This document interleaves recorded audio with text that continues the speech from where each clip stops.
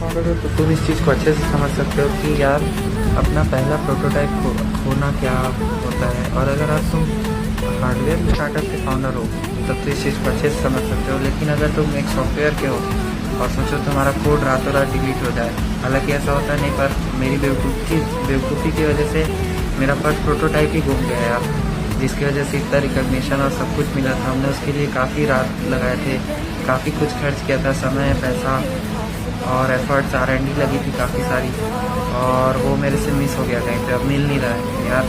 भाई ये बहुत सारी चीज़ों से ज़्यादा हर्ट करता है। आजकल के बच्चे तो फालतू चीज़ों पे ब्रेकअप वगैरह हर्ट करता है, बोलते नहीं भाई, मैं इसको डिसएग्री करता हूँ। सबसे ज़्यादा अगर हर्ट करता है तो वो है अपना प्रोटोटाइप होना, फर्स्ट प्रोटोटाइप, जिसके कारण तुम इस स्टेज तक पहुँचते हो, या पहला प्रोडक्ट जो तुम्हारा चलता है मार्केट पे।